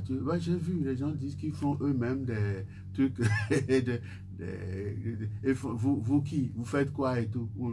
Nous avons... J'avais eu le commerce avec le professeur Aïe. Vous avez entendu parler de lui, le professeur Aïe. Hein, bon, donc, j'ai eu une dame qui était avec moi et cette dame me dit, mais c'est moi qui lui ai appris ça, à faire tous ces trucs et tout. Et je dis, mais pourquoi toi tu racontes des conneries? Tu ne peux pas, le professeur Aïe, toi tu ne peux pas. Qui es-tu et tout? Et un jour, je vais chez le professeur Aïe, parler, puis c'est venu, j'ai dit, professeur Aïe, il y a cette dame qui dit, c'est elle qui vous a dit, le professeur Aïe me dit que cette dame-là, que c'est une sorcière. Elle connaît tellement les herbes, elle connaît leurs vertus, elle connaît tout et tout. Et je me dis, mais comment vous l'avez laissé partir? Mais si les Occidentaux ne font pas la promotion de ces produits africains, pourquoi est-ce que les gouvernements d'Afrique, ces gouvernements-là se montrent visiblement complices de la situation? Absolument. Avec des gens qui se disent professeurs, mais des gens véreux, incapables, incompétents. Ils ne veulent que l'argent. Et ils ne travaillent pas pour le bien de leurs frères et sœurs. Et ils rendront compte un jour ou l'autre à Dieu. Les questions de Kokou, pour finir, sur la situation politique au Togo, est-ce que ça va nous aider? Mais ce que je suis en train de vous dire aujourd'hui, M. Faure Gnassingbé, il est là comme président de la République. Et il a été, tu vois, adoubé par le Conseil constitutionnel et autres. Il n'y a qu'une seule façon. Il y a deux façons, peut-être, c'est ce que l'autre avait dit aussi. Soit on le dégage par manifestation populaire, tout, un coup d'État autour, ou soit il meurt. Mais tant qu'il sera là, et que vous ou moi, nous voudrons le bien de ce pays, et si nous aimons nos frères et sœurs, et si nous voulons rendre gloire à Dieu, nous devons aider, c'est tout. C'est pour ça. Il y a une personne qui a posé une question, tu dis, mes enfants sont à Paris et tout ça. Pourquoi je les ai envoyés là-bas? Mes enfants vont à l'école et sur le chemin, vous voyez des badauds, des délinquants qui est à une prison. Il y a tout nous qui n'est pas quoi. Non, mais en fait, il faut rappeler un passé là. Ah oui, mais pourquoi lui rappelle ça? C'est pour dire quoi? Non, mais en fait, vous avez dit dans cette émission que vos enfants sont en Europe. Je l'ai dit. Oui, mais en fait. Oui, parce que. Oui, mais la personne ne rappelle pas un passé. C'est le passé, c'est pour ça. Pourquoi elle me parle? Non, en fait, vos enfants sont à Paris ou pas? Absolument, mes oui, enfants sont là-bas. Mais c'est le présent. Hein? Oui, parce que je les ai fait partir. Oui, mais il veut comprendre. Pourquoi est-ce que... C'est ce que je suis en train de te dire, que c'est pour ça. Pourquoi vous allez dire à mes enfants, des petits-enfants et tout, que nous, pourquoi? Hein? C'est de la délinquance, ça. Bien, merci. Il y a sur notre page ici, j'ai quelques questions. S'il vous plaît, M. Nicolas. Vous avez dit que s'il faut choisir entre Faure Gnassingbé et Agbemé Kodio, vous choisirez Faure. Est-ce que 4 mandats pour Faure seul n'est-il pas trop selon vous? C'est une question de Benoît Cécile. Mais je connais M. Agbemé, mais il me connaît aussi, vous comprenez? Et j'ai un contentieux avec lui que je ne lui dis pas parce que j'ai rien à foutre. Excuse-moi. La question de l'auditeur, c'est plus sur le 4e mandat. Oui, mais c'est pas parce que on l'a dit à sans étoile sur le président Fioré. On les comprend. Il est le président pour l'Afrique du Forum francophone des affaires. Moi, je suis le président du Forum francophone des affaires pour le Ghana. Comprenez? Qu'est-ce qu'il a fait avec le Forum francophone des affaires ici au Togo? Oui, mais quel est le rapport? Quel est le rapport avec le 4e mandat? Non, c'est pas le rapport avec lui. C'est parce que lui, je ne voterai pas pour lui. Ok, on a compris, c'est dit que c'est tout. Ça ne vous gêne pas. Ça ne me dérange pas. Non, en fait, ça me dérangeait. La question, ça me dérangeait que même Faure Gnassingbé fasse plus de 2 mandats. C'est-à-dire même son 3e mandat. Vous comprenez? Et c'est pour ça que j'ai tenté de l'aider et en faisant encore ce mémorandum sur le plan national de développement et j'ai vu ce qu'ils en ont fait et tout, vous comprenez. Donc, tant que je n'ai pas quelqu'un qui est outillé, qui est capable et qui soit là, hein, ou qui est là, je me contente de ça, je me contente de ça et j'essaye de l'aider. Et en l'aidant, ce sont mes compatriotes que j'essaye d'aider. Revenons sur ces audiences-là que vous avez eues, notamment à Kara et puis à Lomé. Et finalement, qu'est-ce qui est ressorti de ces audiences? Non, je l'ai vu bien à Pierre. Là. Je l'ai vu bien, j'ai senti qu'il avait envie, hein, de changer les choses, de faire des choses et tout. Et il était heureux, il était bien. Mais quand je l'ai vu à Lomé, j'ai été très déçu. J'ai été presque truc. Et je me dis, bon, de toute façon, ce n'est pas la première déception que tu as dans ta vie et tout. C'est Dieu qui détermine nos destins. Donc, je verrai ce qu'il fera. Vous comprenez? Je verrai ce qu'il fera. Moi, je n'ai pas d'ennemi, moi. Je n'ai ni ennemi, ni adversaire et tout. Quand tu fais une chose qui est bonne, que les gens disent tu es mon ennemi, je dirais tu as fait ça et c'est bien. Quand tu es mon ami, tu fais quelque chose, même ma mère, tu fais quelque chose qui n'est pas bien, tu dis c'est pas bien, et puis c'est tout. Est-ce que c'est pas un appel de pied que vous faites, Nicolas Lawson? Mais si je suis allé voir M. Fognassiwi, et je le dis, on me dit de ne pas le dire. Pourquoi? Pour que eux après, ils disent que je vais le voir et je ne dis pas. Les gens vont le voir. Les gens sont partis prendre de l'argent chez Camporé et ailleurs et tout, vous comprenez? Et prennent de l'argent chez lui, on n'en parle pas. Et les gens sont là, hein, des délateurs, des criminels, hein, et qui veulent, hein, assassiner votre caractère. C'est pour ça quand je vais le voir, je le dis que j'ai été le voir. Il est le président de la République du Togo aujourd'hui, hein, jusqu'à demain ou après-demain ou 3 ans, 4 ans, 5 ans. Si le destin ne s'en charge pas, ce n'est pas moi qui vais m'en charger pour les dégager. C'est tout. Que les gens comprennent cela. C'est-à-dire nous avons tous nos capacités, nous avons tous nos limites. Vous comprenez? Ce que tu peux faire, hein, tu le dis. Ce que tu ne peux pas faire, tu le dis. Il y a cette question qui est également laissée sur notre page. Je lis la question. Ouais. Jean-Paul Sartre a écrit que quand tu as choisi un conseiller, c'est que tu as choisi à entendre les conseils que tu veux entendre. Question donc, pourquoi critiquer les conseillers sans reprocher celui qui les a choisis? Moi, j'ai été déjà... Est-ce que lui, il a été conseiller? Moi, j'ai été à plusieurs reprises conseiller. Non, mais puisque les auditeurs... Hein? Vous dites la même chose très souvent et vous reprochez à l'entourage de l'actuel chef de l'État un certain nombre de choses. Ça fait 15 ans quand même que ça dure. Est-ce que c'est pas parce que le chef de l'État veut bien écouter? Vous savez, je vais vous dire une chose. J'ai été le conseiller spécial aux affaires politiques du Premier ministre de la Transition. Et j'ai donné ma démission. Et ce que j'avais écrit pour donner ma démission encore là, je peux publier. Je n'ai jamais publié pour une raison personnelle et tout d'éthique. Donc, je connais le chef de l'État. Et je connais son prédécesseur, c'est-à-dire Feu Gnassingbé Eyadema. J'ai parlé des heures et des heures avec Gnassingbé Eyadema. Il m'a expliqué des choses. Des fois, je lui dis, mais pourquoi vous ne faites pas plutôt ceci? Il me dit, bon, viens alors, viens-toi faire. Est-ce que ce que vous conseillez aux conseillers de l'actuel chef de l'État, c'est qu'il démissionne? Les conseillers, non, c'est à lui de les balayer. Il n'en a plus besoin. Vous comprenez? Quand, par exemple, les gens volent les 26 milliards pour faire la route, hein, Lomé-Vaughan en foin, et rien ne se passe. Maintenant, quand Pascal Bodiona, soi-disant, a escroqué un étranger, un émirati, ah oui, les conseillers se sont empressés de le faire foutre en prison. Hein? Pourquoi les autres là ne sont pas en prison? Qu'est-ce qui se passe? Est-ce que c'est leur fétichisme et autres qui se passe et tout? Donc, toutes ces choses-là, vous savez, je me pose aussi beaucoup de questions. Je n'ai pas de réponse à tout. Nous allons finir cette émission dans quelques instants et vous semblez dire aussi que nous nous acheminons vers un nouvel ordre mondial, vu ce qui se passe actuellement. Est-ce que ça va impacter le Togo? Forcément. Et c'est pour ça que je suis surpris que ces gens-là, on a créé la CEDEAO, ils sont venus trouver ça, et tout ce qu'ils savent faire, c'est de partir dans les pays pour s'occuper des problèmes des gens, les uns des autres. Mais ils ne s'occupent pas de l'intérêt de la CEDEAO. La CEDEAO, c'était Gnassingbé Eyadema et Gowon. Et on a mis communauté économique des États de l'Afrique de l'Ouest. On n'a pas mis communauté politique et tout. Donc, on doit réorienter, tu vois, la CEDEAO pour qu'elle joue son rôle. On nous parle maintenant d'éco. Hein, et la fin du CFA et tout. on doit pouvoir s'attaquer à ce problème-là et faire en sorte que la BCEAO demain ne fonctionne pas comme la BCE, mais fonctionne comme la Fed aux États-Unis. Même la BCE a changé maintenant d'orientation.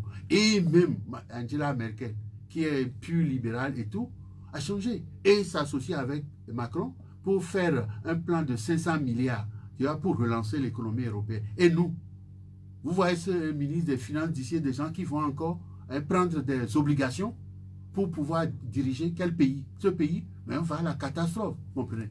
Quand ils veulent privatiser la BTCI et l'UTB. Et j'ai envoyé le message à M. Foy de ne jamais faire ça. Parce que Delano Roosevelt... Mais finalement, vous êtes devenu un de ses conseillers.